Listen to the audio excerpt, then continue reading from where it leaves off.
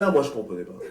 Parce que je venais justement d'un autre monde où on m'avait caché. C'est pas qu'on m'avait caché volontairement, mais où on ne vivait pas de cette façon-là. Euh, donc là, tu te réveilles le matin, pas parce que tu veux te réveiller, mais parce qu'il y a eu, tu sais, il y a une vache qui a bugué ou je sais pas quoi. Ça fait quelque chose. C'est un souvenir qui va pas s'effacer facilement, hein. Et puis, tu vois des enfants de ton âge qui sont des neveux et des cousins à toi, qui amènent la vache paître, qui savent traire la vache. Moi, pour moi, c'était mes héros, ces gars-là. Je disais, mais attends, comment ils font ça? Je comprends. C'était vraiment, c'était quelque chose. C'était vraiment quelque chose. Est-ce que tu te mélangeais à la masse ou tu étais le petit garçon qui avait un peu peur J'avais peur. J'avais peur de. Pour moi, c'était comme aller dans la forêt pour la première fois.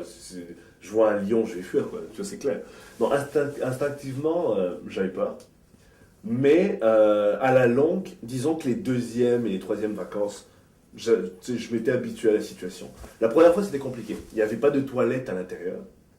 C'était un fossé qui était à l'extérieur. Et ça fait que justement, tu as envie d'aller aux toilettes, mais tu ne veux plus aller aux toilettes. Et ça fait.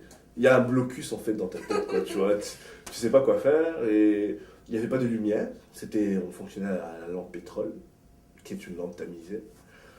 C'est bizarre. Tu sais, à 18h, tu regardes pas ton dessin animé, c'est tout un monde, c'est un changement complet, quoi. C'est complètement. À 18h, tout le monde mange. Alors que moi, j'étais habitué à manger à quoi, il n'y avait pas d'heure précise, quand on mangeait, quand on mangeait.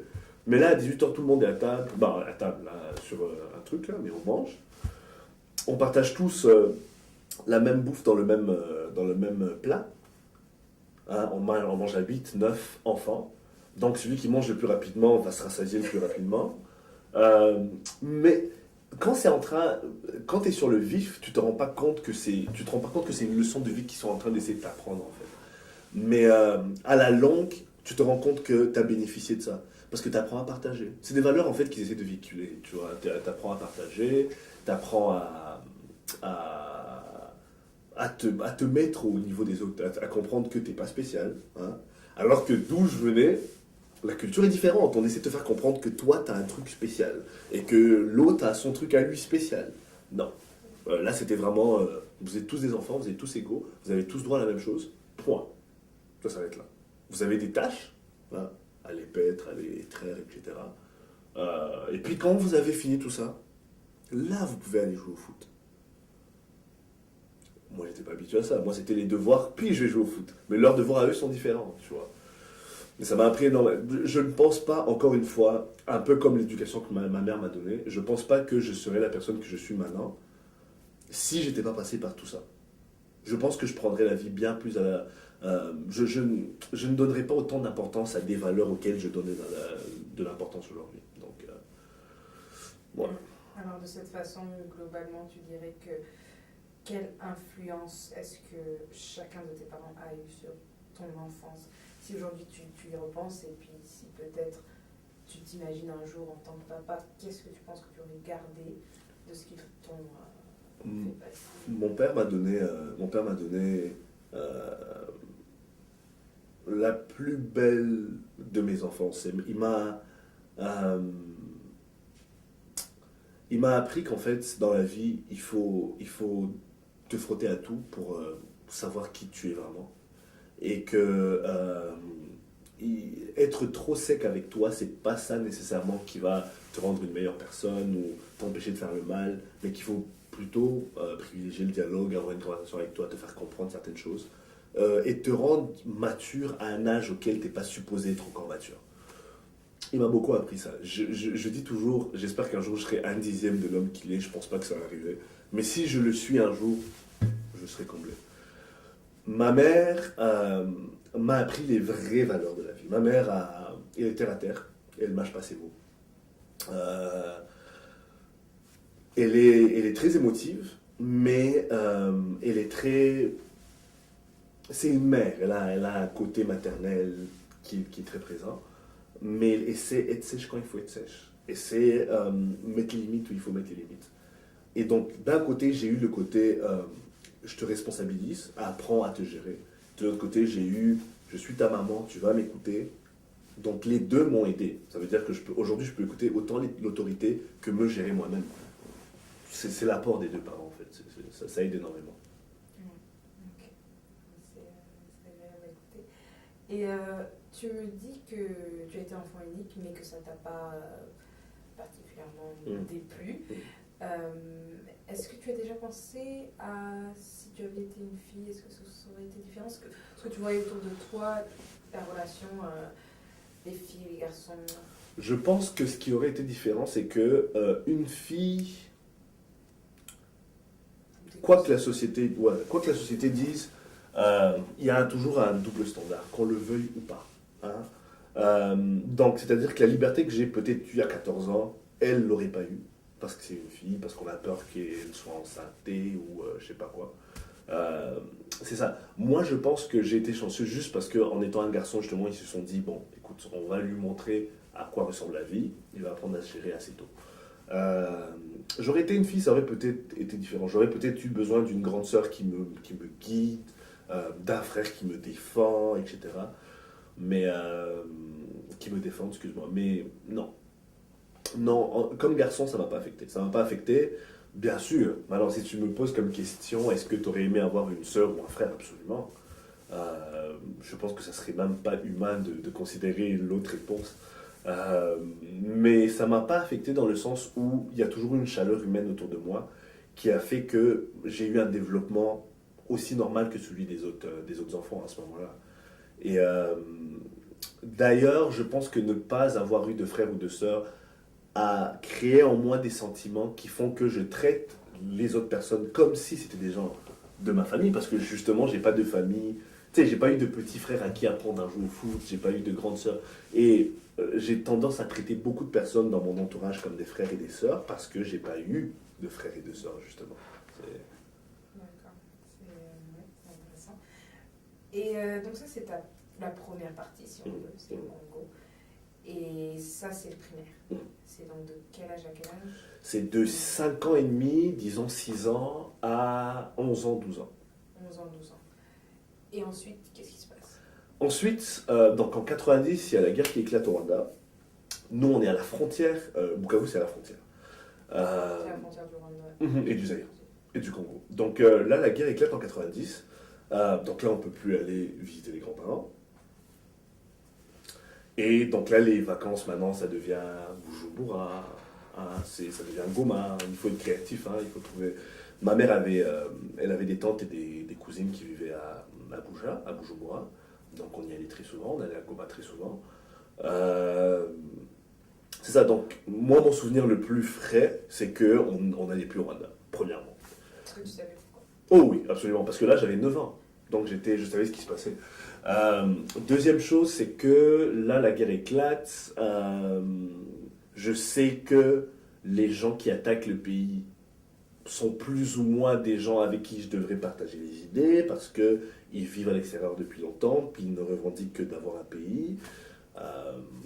Non, je sais tout ça. Mais les parents sont plus engagés que moi je le suis. Et c'est normal, j'ai 9 ans, j'ai 10 ans. Ils sont beaucoup plus engagés. Eux, ils comprennent, ils ont compris depuis une belle lurette qu'il fallait qu'ils rentrent au pays. Moi, non. Moi, il n'était pas question que j'aille où que ce soit. C'est-à-dire que j'étais zaïrois à un point. C'est tout. On ne négociait pas par rapport à ça. J'étais pas différent du jeune qui habitait une rue plus bas que la mienne. Non. Donc, je ne me voyais pas partir un jour. C'était hors de question. C'était même pas négociable. Mais est-il que quand la guerre éclate, j'étais, je pense, en 3e ou en 4e primaire. Elle éclate, elle a duré 3-4 ans. Ça a culminé avec un génocide. Disons qu'entre 90 et 94, pendant la guerre comme telle, on vit ça au rythme de CNN d'aujourd'hui, quoi. Tu apprends ce qui se passe, tu suis avec beaucoup d'attention parce que ça te regarde, ça te concerne directement. Les parents plus, bien sûr. Et puis là, il y a des dynamiques qui commencent à se créer. Il y a des réunions qui se font entre jeunes, entre parents. On apprend à danser le Kinyarwanda. Moi, à cette époque-là, je ne savais pas danser. À 9-10 ans, on m'a inscrit dans une troupe. Et on apprenait à danser de manière très sérieuse. C'est-à-dire, il y avait des répétitions, c'était très sérieux.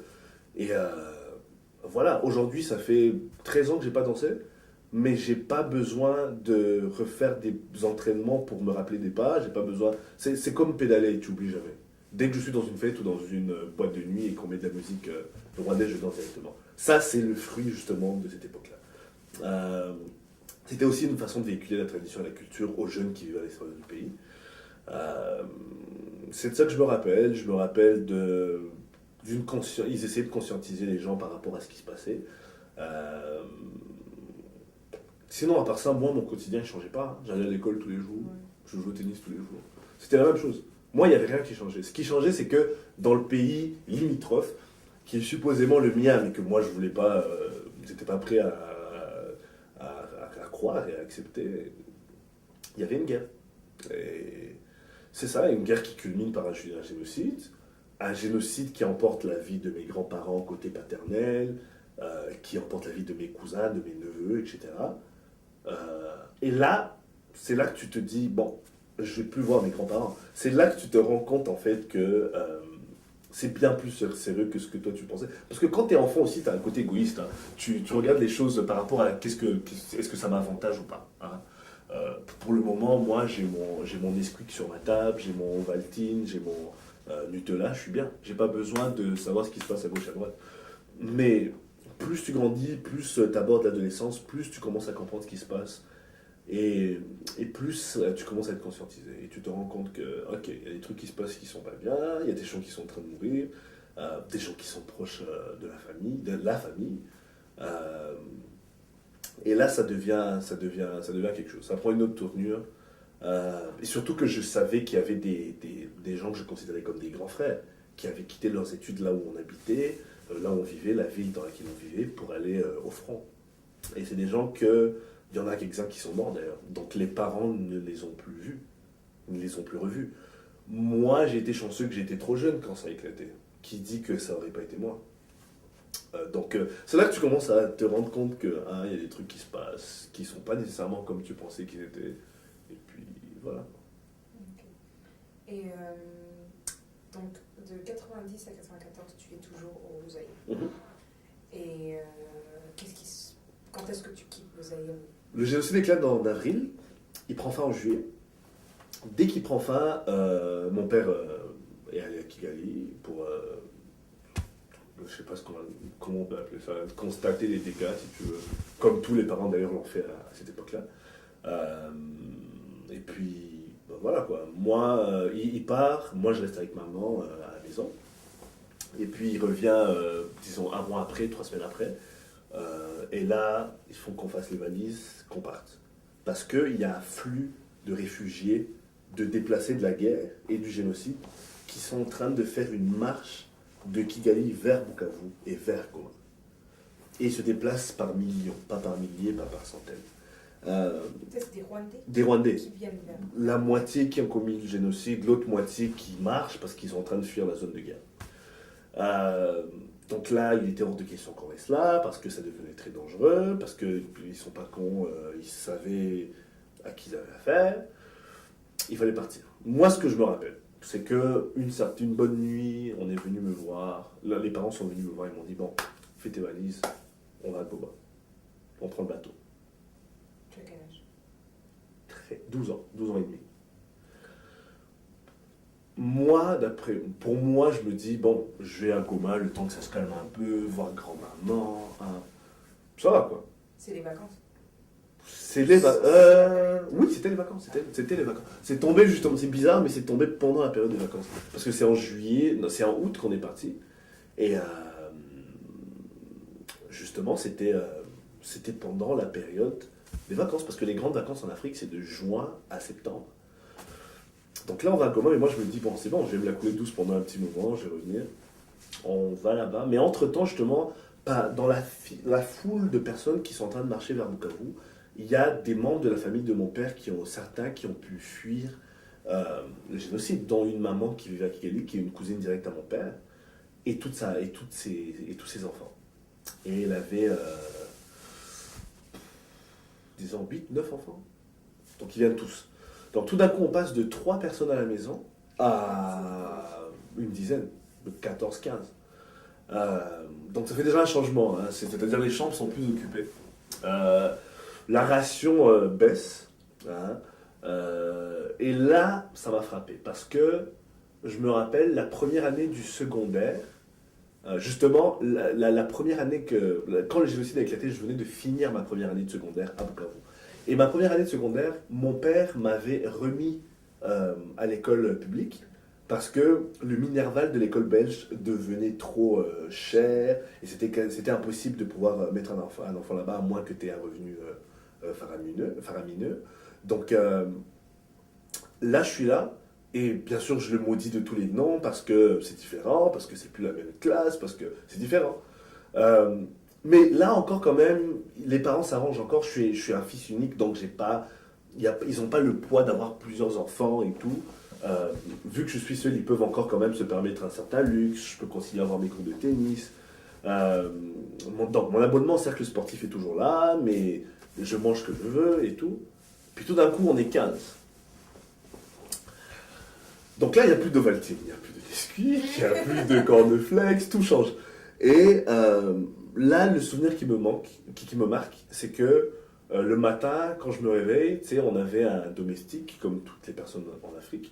On avait un domestique, et le domestique, je me réveille, puis il me dit, ah, ton pain est là.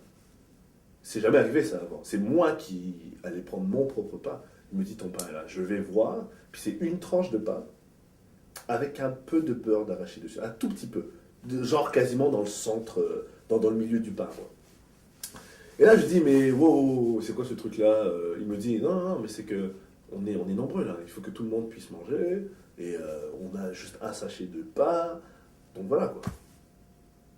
Là je dis ok, la blague était bonne mais ça marche pas. Là je vais voir maman, j'en fais toute une histoire et tout, et là elle me dit non, c'est le pain que tu prends et c'est tout. Et tu n'auras pas de lait dans ton thé, tu vas boire du thé noir. Donc là, ce jour-là, en allant à l'école, tu maudis tes cousins, alors que c'est tes cousins. Hein. Tu es égoïste, tu te rends pas compte de la situation par laquelle ils sont passés. Tu te dis, c'est des gens qui viennent me prendre mon luxe à moi, en fait. Sauf que 2, 3 jours après, tu te dis, mais attends, de quoi je suis en train de parler là? C'est quoi mon truc? Et là, tu te rends compte qu'en fait, tu es en train de faire ton drama king et tout. Et voilà, quoi, tu te mets au pas. Tu apprends à vivre comme tout le monde. Et c'est différent.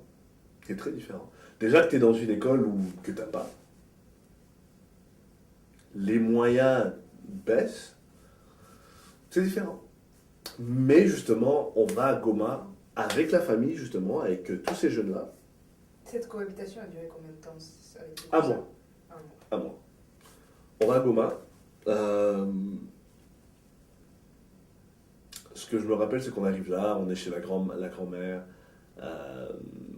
Mais à Goma, on était 3, 4 peut-être. Il y en avait d'autres qui étaient repassés, qui étaient repartis, mais par un autre canal, ou qui étaient restés à Bukavu en attendant de partir. Donc il y a les parents, 3 de mes cousins et moi. On est chez la grand-mère. Moi, je me dis, on est là pour se reposer un tout petit peu. Non. En fait, tout est calculé, hein, tout a été bien planifié.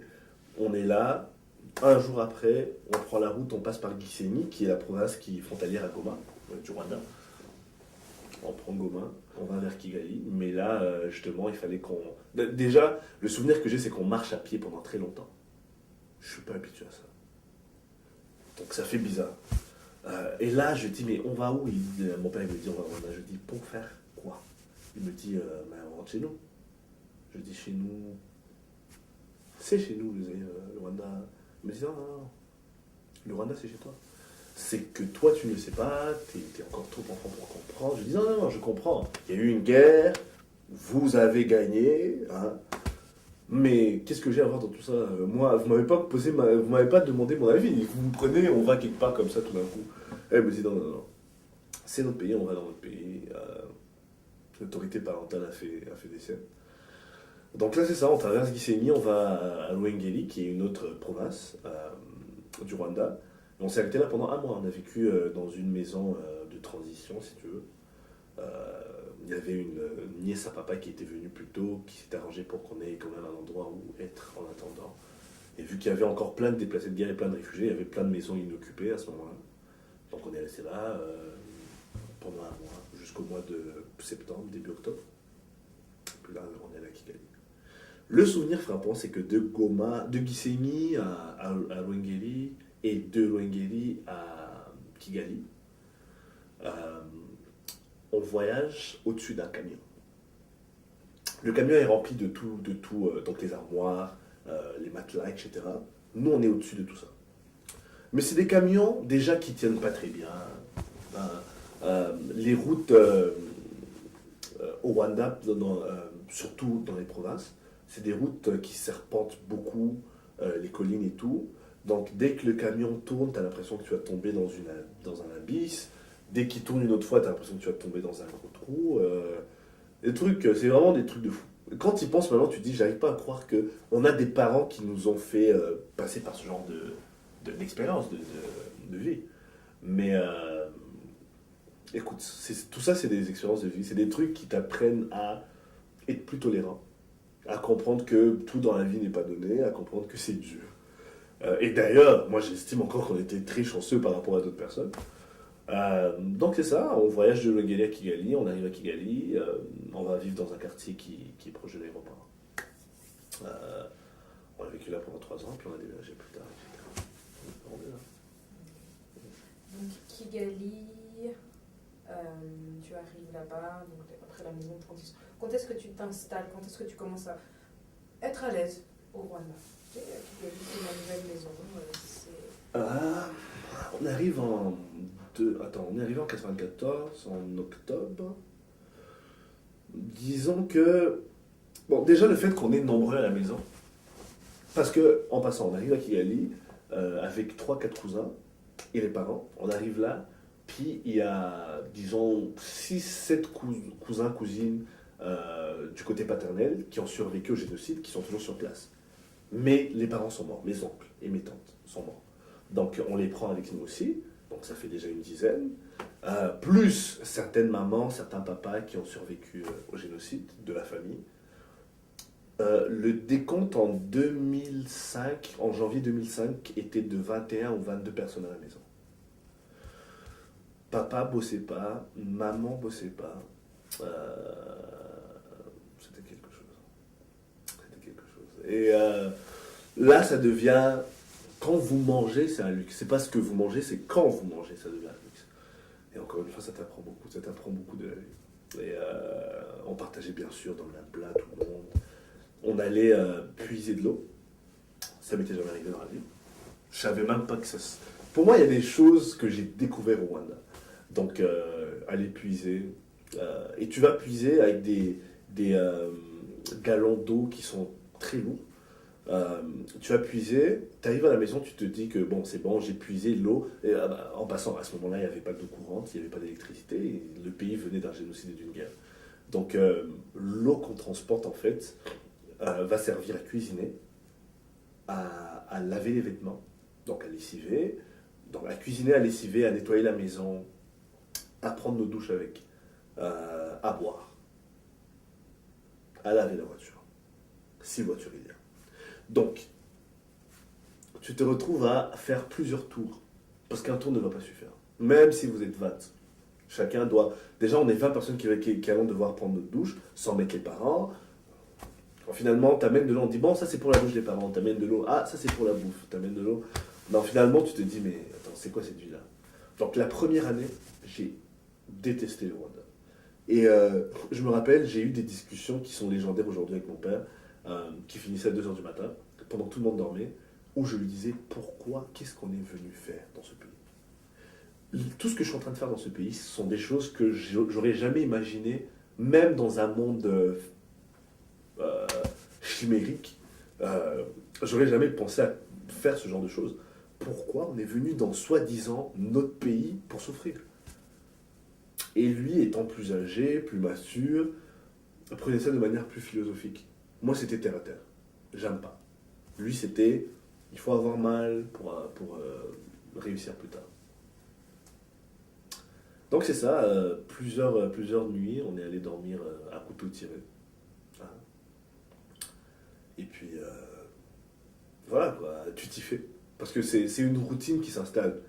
Et qui dit routine dit monotonie, mais qui dit monotonie dit quotidien. Et ton quotidien, tu le vis tous les jours. Tu t'habitues à vivre avec des gens que tu ne connaissais pas, mais qui sont ta famille, et que tu dois comprendre que c'est ta famille. Voilà, quoi. Ça n'a pas pris beaucoup de temps pour m'y adapter, m'accoutumer à tout ça. Mais ça a été dur. J'ai détesté le Rwanda pendant la première année. Détesté. Jusqu'à ce que papa a commencé à travailler, le revenu a commencé à. Et puis là, maintenant, je pouvais aller au cercle sportif. Et là, je pouvais recôtoyer des jeunes que moi, je pensais étaient de ma classe. C'est égoïste quand on est jeune, quand on est adolescent. Mais en même temps, il faut passer par ça. Il faut passer par ça. Mais donc c'est ça, tu mentionnes très vite que vous alliez puiser de l'eau. Parce qu'après un génocide d'un pays dévasté, à quoi ressemblait le Rwanda après ce génocide? Dévasté, un champ en ruine, il n'y avait rien. Il n'y avait rien. Il n'y avait rien. Pas d'électricité, pas d'eau. Je dirais que la seule chose qui fonctionnait ou qui était qu'on pouvait dire bon ça fonctionne au moins, ça marche, c'est que les rues étaient en très bon état. Point. À part ça, ça n'allait pas du tout, du tout. Bien sûr, bon, avec le temps, il y a eu des Rwandais qui vivaient en Ouganda, par exemple, qui sont venus, qui ont créé des commerces d'une manière assez rapide quand même. T'as d'autres personnes qui sont venues d'ailleurs, qui ont implanté d'autres choses. Donc la vie a commencé à reprendre petit à petit. Mais par exemple, je me rappelle, l'électricité est revenue fin 2004. Oh oui, bah, il y avait des quartiers où il y avait une alternance, parce que c'était des quartiers aisés. Hein. Ou alors, c'est des gens qui achetaient des groupes électrogènes pour avoir de l'électricité en tout temps. Mais c'est pas tout le monde qui pouvait se le permettre. Mais c'était vraiment... non, il n'y avait pas d'électricité, il n'y avait pas d'eau. Et tu devais t'y habituer, c'était normal. Je me rappelle parce que la première fois que l'électricité est revenue, je pense c'était au mois de novembre ou de décembre. Ça faisait 2 mois ou 2 mois et demi qu'on était à Kigali. Et je revenais de jouer au basket. Puis on m'a dit que l'électricité était revenue. Je suis parti à la maison en courant. C'était un événement. J'ai allumé la télévision. Et j'arrivais pas à croire que la télévision fonctionnait. C'était des choses que j'avais prises pour acquis, à une certaine époque, ne l'étaient plus. Là, c'était devenu un luxe. Avoir une télévision, avoir l'électricité, avoir de l'eau. Disons que l'eau, même quand elle est revenue, c'était de manière... c'était pas... tu pouvais pas t'y fier en tout temps. Des fois, l'eau venait à 2h du matin, il fallait aller mettre un seau d'eau en bas du robinet pour profiter de l'eau, justement, parce qu'à 7h du matin, il n'y avait plus d'eau. Au lieu de devoir aller puiser, tu puisais à la maison, à 2h du matin, pendant que les autres dormaient. C'est ça, quoi. Mais l'électricité, c'est la même chose. Même quand l'électricité est revenue, ils ont eu une politique d'alternance pour que tous les quartiers aient de l'eau et tout. Donc, ça a été très dur. Ça a été vécu très difficilement par ceux qui sont venus de l'extérieur. Très difficilement. Ceux de l'intérieur l'ont vécu difficilement, mais eux, ils avaient d'autres chats à fouetter. Parce qu'ils avaient traversé des atrocités que nous, on n'avait pas connues. Donc, eux, leur degré de tolérance était bien plus fort que le nôtre. Parce que eux, ils se disaient, on a perdu les nôtres. De quoi ils se plaignent, eux? Ils n'ont pas de télévision, tu vois. Donc, c'est ça. Alors oui, Régis, on est à la période du génocide. Donc là, tu es au Rwanda, tu n'aimes pas le Rwanda parce que écoute, c'est un changement pas du tout. Pas du tout. Et c'est un pays dévasté. Les gens... Est-ce qu'en étant au Rwanda à cette période-là, tu te rends compte de ce qui vient de se passer? Oui, je m'en rends compte. C'est-à-dire qu'il y a deux c'est un peu comme si j'ai deux personnalités à ce moment-là. Il y a un côté de moi qui compatit complètement parce que j'ai perdu des membres de la famille. Puis même si ce n'était pas le cas, juste de voir qu'il y a eu 1 million et plus de personnes qui ont perdu leur vie injustement, c'est révoltant. Ça, c'est clair. Ça, c'est le côté consciencieux. Maintenant, tu as le côté viveur qui compatit pas du tout avec ce qui est en train de se passer parce que lui, il comprend pas pourquoi c'est en train de lui arriver à lui. il se dit, je suis sûr qu'il y a un enfant qui est à Namur quelque part ou à Montréal quelque part qui n'est pas en train de passer par ce que je suis en train de passer. Pourquoi ça doit être moi? Pourquoi ça doit tomber sur moi? Et là, tu penses même pas aux autres qui vivent à côté de toi, tu penses à toi. Pourquoi c'est en train de m'arriver à moi? Pourquoi est-ce que je suis pas en train de vivre une adolescence comme les autres? Et en plus, justement, c'est tombé au mauvais moment. C'est en plein milieu de l'adolescence, j'avais 15 ans, 14 ans. Là, je maudissais l'endroit où j'étais, mais de tous les noms possibles que tu peux imaginer, quoi. Bien sûr, avec le temps, avec la maturité, tu commences à te rendre compte que, ah ok, peut-être que je devrais être moins dur avec le pays, avec ce qui est en train de se passer. Euh, mais initialement, c'est la première réaction. C'était toujours ça. Je disais toujours à papa, pourquoi tu ne trouves pas un moyen de m'envoyer en Europe, aux États-Unis, pour que j'aille continuer mes études là-bas et tout. C'était une discussion qui en finissait pas, quoi. Tu vois, ça continuait, ça continuait. Parce que justement, il y avait un malaise. Il y avait un malaise, par exemple, par rapport à une situation vécue. Lui, ou ma mère, ou les autres personnes d'un certain âge, étaient tellement heureux d'être chez eux, d'être retournés dans leur patrie, qu'ils ont quitté comme gamins, quasiment, que tout le reste était secondaire pour eux. Hein? Il pouvait passer une semaine sans avoir mangé, c'était pas son problème. Tant qu'il se sent en sécurité, chez lui, être capable de dire j'ai un chez moi qui est un des droits primordiaux de l'être humain, pour eux ça allait quoi. Mais moi je suis d'une autre génération, j'avais pas mon canal France International, j'avais pas mon MCM et je leur en voulais comme pas possible. Est-ce que ça t'est arrivé d'avoir peur? Ok. Elle est bonne celle-là. Très bonne question. Vu que je vis dans une ville où on a massacré, génocidé, si on peut employer le mot de même, des centaines de milliers de personnes, tu as des flashbacks, tu as des images que tu as vues à la télévision. Parce que moi, le génocide, je l'ai vu à la télévision, je ne l'ai pas vécu. C'est pas comme quelqu'un qui a vu la machette de près ou qui a vu une arme de près, etc. Donc, ça te frappe pas autant, mais tu restes un être humain. Ce qui fait que tu as peur. Mais c'est pas une peur de tous les instants. C'est pas une peur atrophiante qui fait que je peux pas sortir à minuit parce que... hein? Non. Est-ce que j'aurais dû être plus... avoir plus peur? Oui. Parce que justement, j'étais pas dans un pays où tout allait très bien, où les droits de l'homme pétaient les records et tout. Non. Mais est-il que le fait d'avoir vécu au Zaïre, d'avoir vécu une autre réalité, faisait que j'avais une autre mentalité, je voyais les choses différemment. J'avais l'impression que ça m'affectait pas directement, alors que ça m'affectait directement, justement. Mais non, j'aurais dû avoir peur. J'avais un peu peur, parce qu'il y a des milliers de personnes qui ont été massacrées, mais à part ça, non. Je me rappelle pas avoir été dormir en me disant peut-être que demain il y a des tueurs qui vont venir et tout. Non. Non, jamais. Jamais. Mais c'est aussi le fait, la chance de vivre dans la capitale. Je suis sûr que si je vivais si j'étais toujours à Loengeli, disons en 2005, en 95, excuse-moi, un an après ou 5 mois après, ça m'aurait frappé plus. Parce que là, vu qu'il y avait des génocidaires qui avaient fui au Zaïre et qui revenaient pour faire d'autres massacres à Gisenyi, à Loengeli, à Kabougou, à Kikongolo, etc., là, j'aurais eu plus peur. Parce que là, t'entends qu'il y a quelqu'un qui est mort sur la rue en bas de chez toi. Là, tu te dis, aujourd'hui c'est lui, demain c'est moi. C'est clair. Mais à Kigali, ça te frappait pas aussi directement, quoi. Non. Il y avait un impact, mais il n'était pas lourd. Il n'était pas lourd. Okay.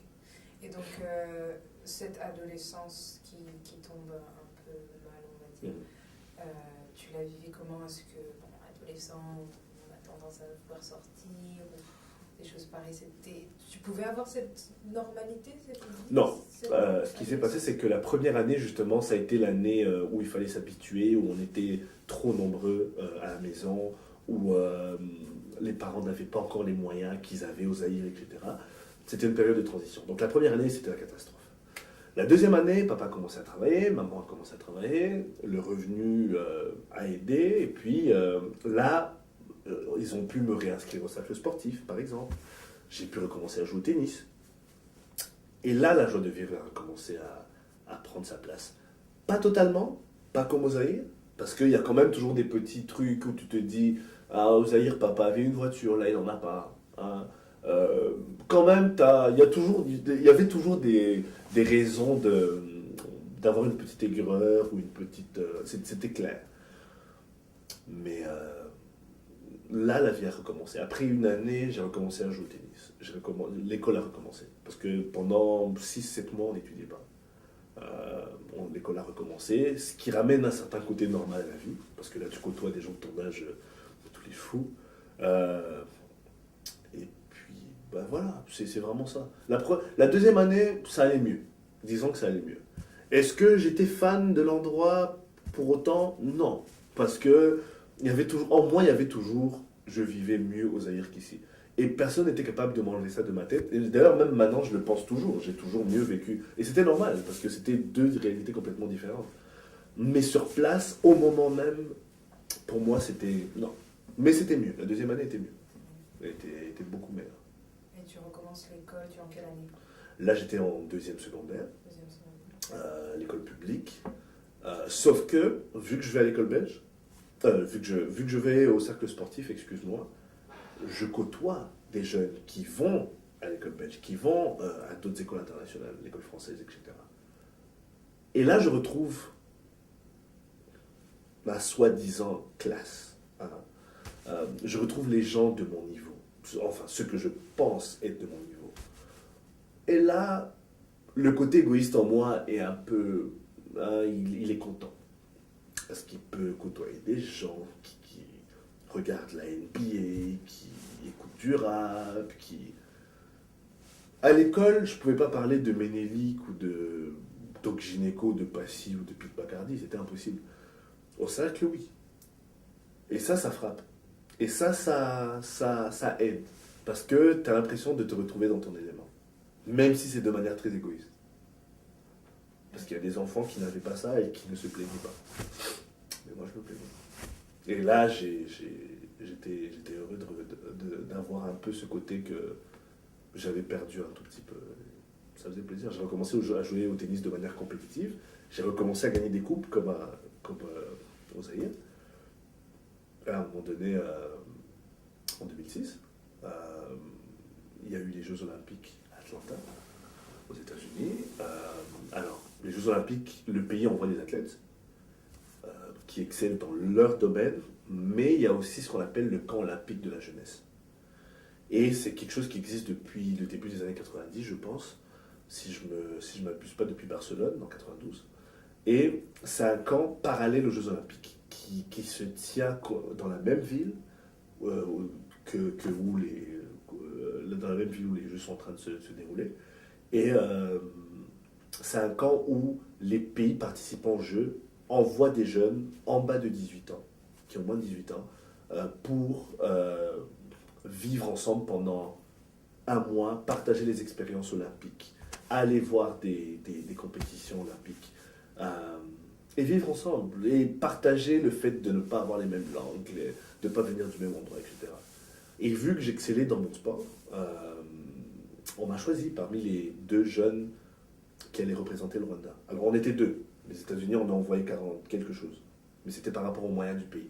2, c'est déjà extraordinaire. 2 ans, même pas 1 an et demi après le génocide, qu'on soit capable d'envoyer des jeunes, en plus de la délégation officielle. C'était énorme. Donc il y avait moi qui jouais au tennis, et puis il y avait un jeune qui jouait au tennis de table, au ping-pong. Et voilà. Et là,